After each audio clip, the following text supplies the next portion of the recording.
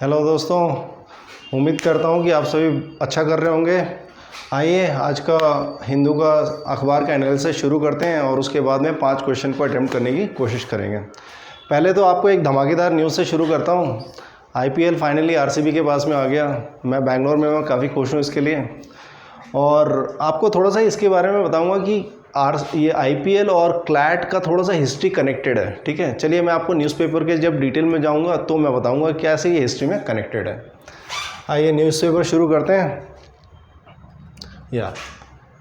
तो पहले पेज में आपके पास में एक इम्पॉर्टेंट न्यूज़ क्या है। आपकी इम्पॉर्टेंट न्यूज़ ये है कि Ladakh gets a new policies on the quota domicile status. तो आजकल क्या हो गया है कि काफ़ी सारे स्टेट जो हैं अपने कल्चर और ट्राइब्स के लेके और उनके लोकल को लेके काफ़ी सारे गाइडलाइंस बना रहे हैं। तो उसके ऊपर ये आर्टिकल है, आप इसको पढ़िएगा और इससे आपको पता चलेगा कि हम लोग जो हैं एक रिजर्वेशन किस लेवल पे चला गया, किस परसेंटेज पे चला गया। तो आपको कितना ज़्यादा स्ट्रगल करना पड़ सकता है यदि आप उस कैटेगरी में नहीं हैं तो।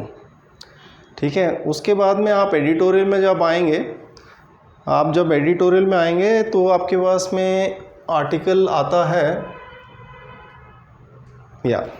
तो आपके पास में 2-4 आर्टिकल जो आपको दिखेंगे, आप देख पाएंगे एक साइड में एक्ट नॉर्थ, ये आपका इसी के ऊपर में है जो लद्दाख में जो रिजर्वेशन को लेके डिस्कशन चल रहा है उसके लिए है ये।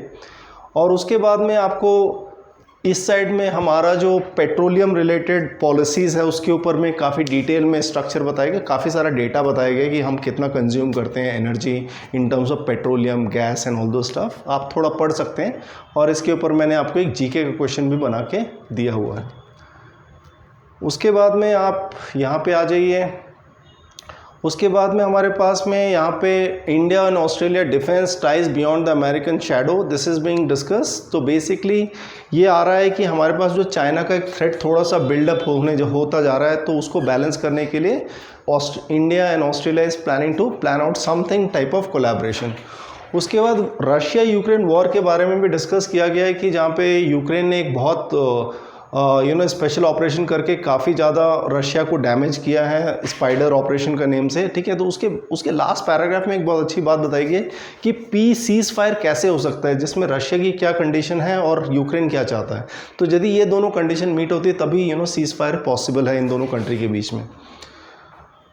उसके बाद में आप ओपिनियन में आ जाइए। ओपिनियन में आपको एक अच्छी जानकारी ये मिलेगी कि हम लोग जो मस्टर्ड ऑयल यूज़ करते हैं, जो हमारे पास जो मस्टर्ड ऑयल है उसमें काफ़ी ज़्यादा फैटी एसिड का कंटेंट है। तो इसलिए जो है हमारे पास जो एक जो सोल्यूशन है कि दिस जीएम मस्टर्ड की किया जाए ताकि हम वो फैटी एसिड कंटेंट जो है लिमिट में रख के उसका कंजम्पशन बढ़ा सकें। ठीक है, तो उसके ऊपर ये आर्टिकल है। इसके ऊपर मैंने आपको एक लॉजिकल रीजनिंग का क्वेश्चन बना के दिया, उसको आप अटेम्प्ट करने की कोशिश कीजिए इसको पढ़ने के बाद में।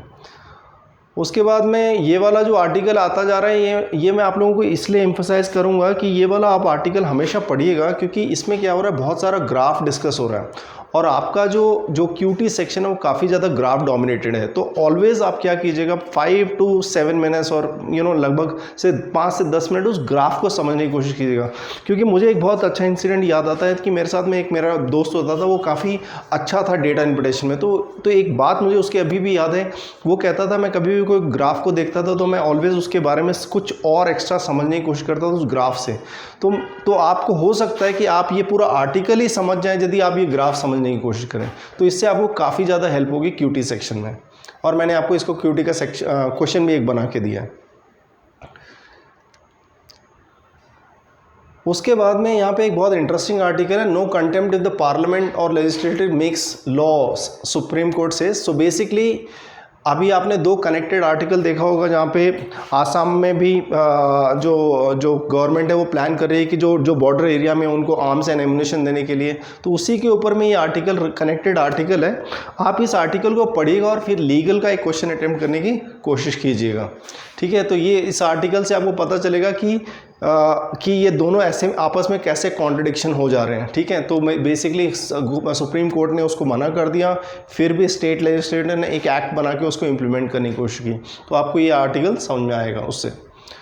उसके बाद में आप यहाँ पे आ जाइए, आपको थोड़ा बहुत अभी काफ़ी सारे न्यूज़ में ये भी चल रहा है कि यदि हमने इंडस वाटर ट्रीटी को सस्पेंड कर दिया तो हो सकता है कि चाइना हमारा ब्रह्मपुत्र रिवर का जो फ्लो है उसको भी रोक देगा और उससे हमें भी डैमेज हो सकता है। तो उसमें एक आर्टिकल ये वाला आप यदि पढ़ेंगे तो इससे आपको काफ़ी क्लैरिटी मिलेगी कि जो चाइना का कंट्रीब्यूशन है वाटर में, पूरे वाटर फ्लो में, वो लगभग से 30 से 35% है। बाकी सारा buildup of the water body जो होता है वो इंडिया में ही होता है।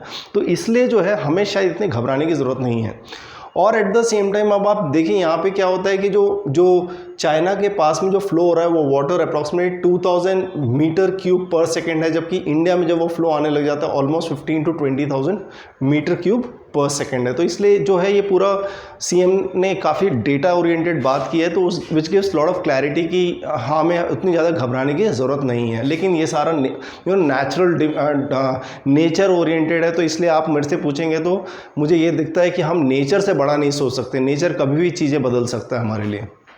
उसके बाद आप देख सकते हैं कि ये वाला एक इंपॉर्टेंट आर्टिकल है। देखिए क्लैट पर्सपेक्टिव के लिए बहुत इंपॉर्टेंट है, जो इंटरनेशनल स्पेस मिशन आपको दिख रहा है यहाँ पे, ये इंपॉर्टेंट आर्टिकल है, जीके में आएगा। और ये थोड़ा सा पोस्टपोन किया गया इंक्लीमेंट वेदर के कारण। इंक्लीमेंट का मतलब काफ़ी ज़्यादा ख़राब वेदर के कारण, ठीक है। ये वोकैबुलरी के लिए भी ये वर्ड इंपॉर्टेंट है। तो जो भी मैंने पर्पल में मार्क किया है वो सारा वर्ड आप वोकैबुलरी पर्सपेक्टिव से पढ़िएगा। उसके बाद में यहाँ पे भी है एक आपका जो कैलकाटा का इन्फ्लुएंसर जो है जिनको अरेस्ट कर लिया गया, उसका बेल प्ली के ऊपर में ये आर्टिकल है, आप वो पढ़ सकते हैं। उसके बाद में मैंने आपको बताया था कि मैं डिफेंस बैकग्राउंड से आता हूँ, तो मैं काफ़ी ज़्यादा डिफेंस जो पर्सनैलिटीज़ हैं उनकी मैं स्टेटमेंट को मॉनिटर करता रहता हूँ। ये स्टेटमेंट आप लोगों के प्रिपरेशन के लिए एप्लीकेबल है। कैसे? Even if there are setbacks we need to maintain moral and the adaptability realize the active and rectify the mistake.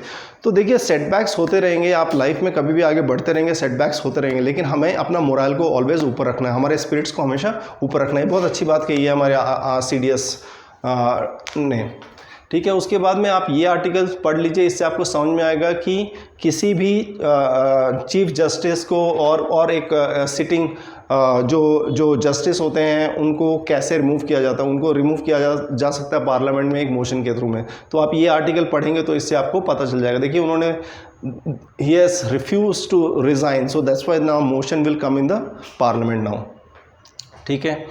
उसके बाद में यहाँ पे एक आपके लिए एक जीके का आर्टिकल बन जाता है। G7 का मीटिंग इस बार कनाडा में होगा, India is not going to participate, definitely we are not having good going with the Canada.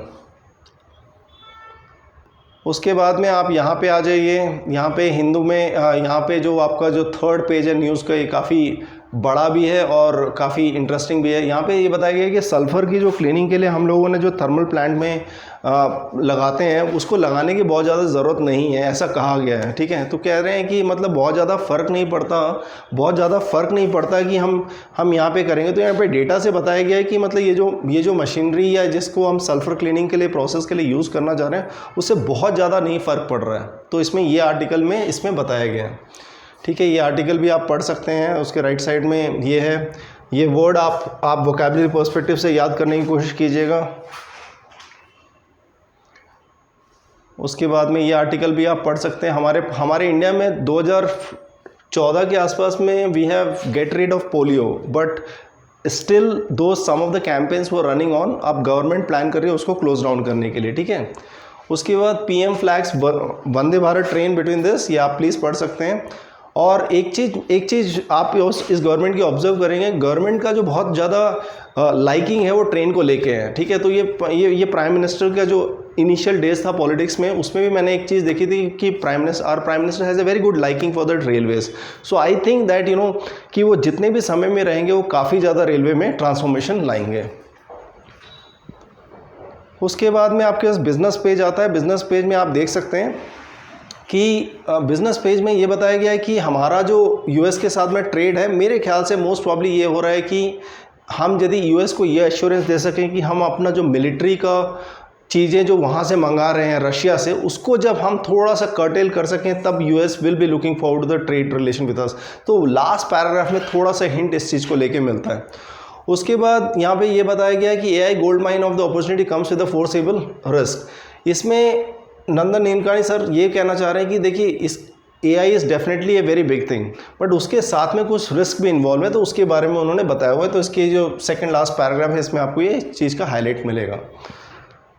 और उसके बाद में आप ये आर्टिकल पढ़ सकते हैं। आजकल हम लोग डायमंड की जो है क्लोनिंग भी कर रहे हैं, मतलब हम लोग लैब ग्रोन डायमंड्स बना रहे हैं, तो उसमें क्या चेंजेस आएंगे उसके मार्किंग में, उसके ऊपर ये आर्टिकल है, आप इसको पढ़ सकते हैं।